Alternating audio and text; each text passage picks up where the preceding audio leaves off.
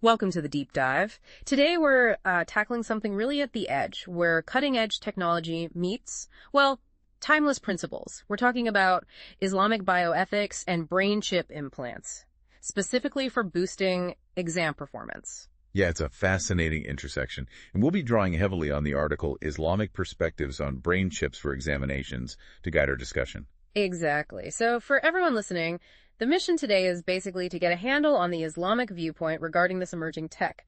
We want to unpack what it could mean for education, for society, thinking about fairness, ethics, and maybe even the nature of intellect itself. It really forces you to ask some big questions, doesn't it? Yeah. About being human, about knowledge. Absolutely. I mean, look where we are. Neuralink just put a chip in someone with paralysis. Incredible. Allowing interaction with a computer just by thinking. Right.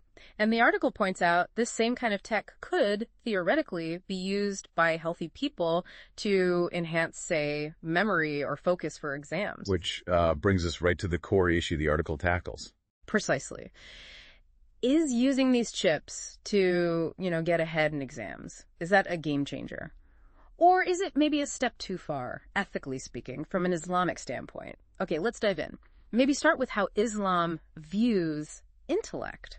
Well, the article makes it clear that Islam really values developing and using our intellect.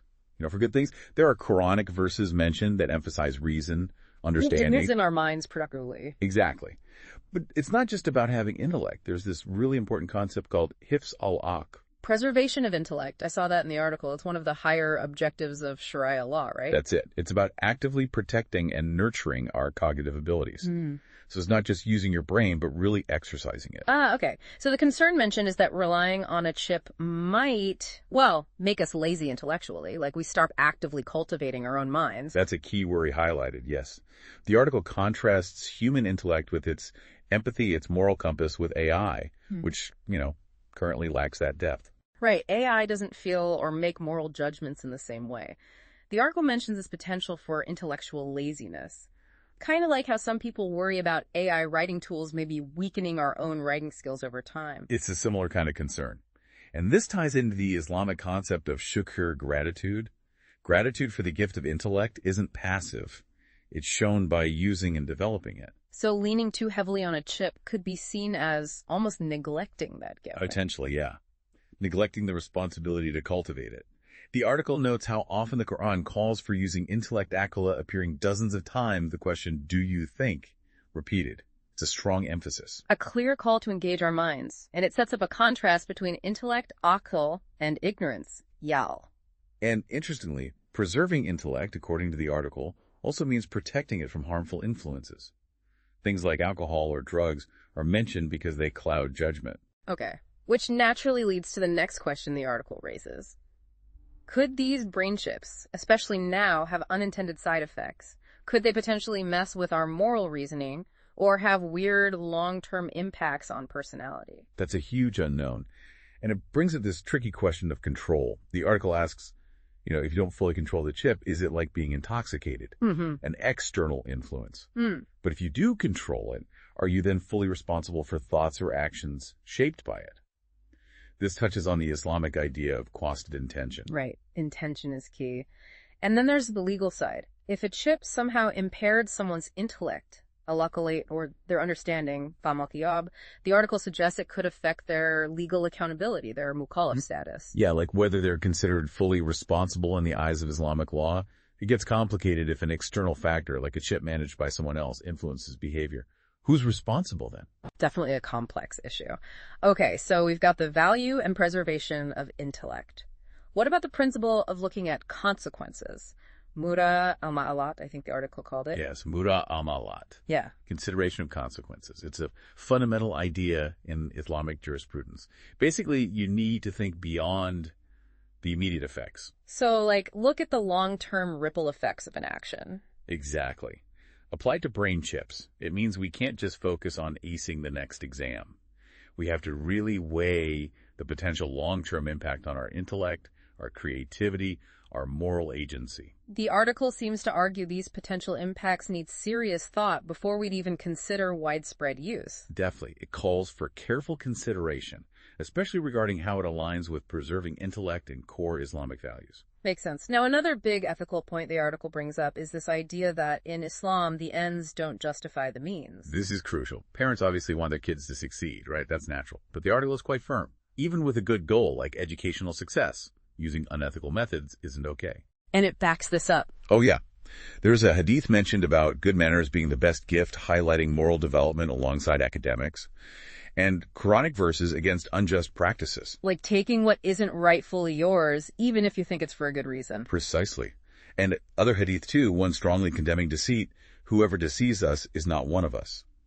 Another emphasizing that actions are judged by intentions, meaning the how matters as much as the what. So your method has to be sound, ethically. Right. And another hadith says, there's no obedience to creation if it means disobeying the Creator. Yeah. Basically, ethical principles come first. The article uses an analogy here, doesn't it? Something about sports. Yes. Performance-enhancing drugs in sports. It's a good parallel. Steroids give an unfair advantage, undermining fair play. The article argues brain chips could do the same in exams. Subverting the whole idea of merit. Exactly. And it raises the access issue again. If these chips are expensive, only the wealthy get this boost. That creates huge unfairness in university admissions, jobs. Which would damage trust in those systems.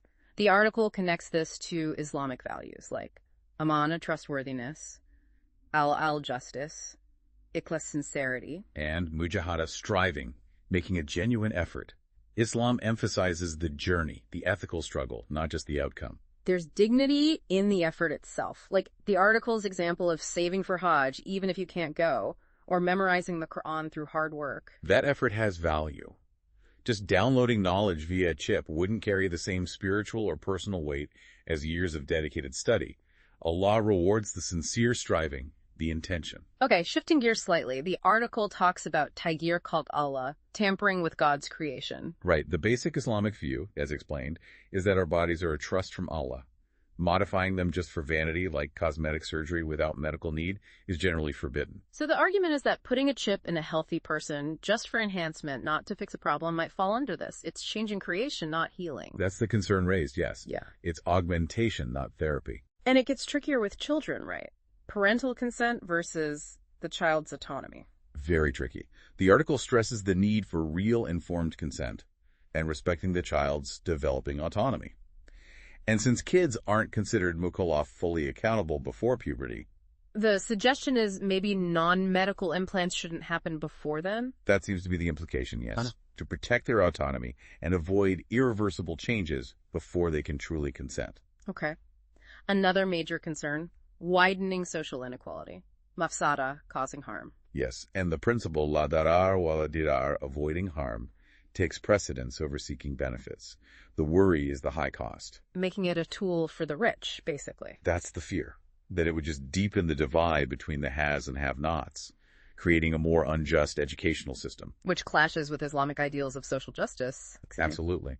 And the Prophet's teachings on equality, the idea of the community being like one body, it all points away from creating these kinds of massive advantages for a select few.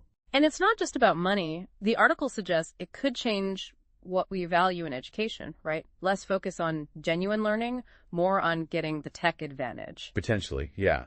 A shift away from self-cultivation, critical thinking, curiosity, towards just having the best implant. It could undermine values like diligence and integrity. So finally, the article circles back to intention, cost, and necessity, bura. Right. Remember the hadith.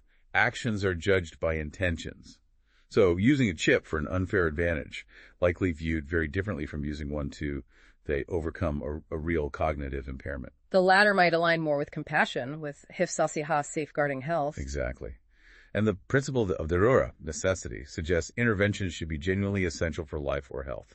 There's a distinction made in Islamic medical ethics between enhancement, tahsin, and modification, tagir, of healthy person. And there was a quote mentioned. Yes, from Professor Isa Ali Ibrahim Pantami at a conference. He basically said chips for luxury or just enhancement, not permissible, but for healthcare, necessity, security, genuine benefit, maslaha, that could be permissible. Okay, so wrapping up this deep dive, we've hit on several key Islamic ethical points regarding brain chips for exams, preserving intellect actively. Considering long-term consequences. The ends not justifying the means. Potential tampering with creation. And the big risk of making society even more unequal. Yeah, the article lays out a pretty clear framework. It suggests that while the tech has medical potential, using it just for academic enhancement in healthy people raises some serious red flags from an Islamic perspective. Which leaves us, and you listening, with a final thought to chew on. Technology is racing ahead. How do we, as societies, balance this drive for enhancement with our core ethical, our religious values? How do we keep things fair? And maybe even, what does it really mean to learn to achieve if cognitive augmentation becomes common? Lots to think about. We hope this deep dive gave you a valuable framework for considering these really critical questions shaping our future.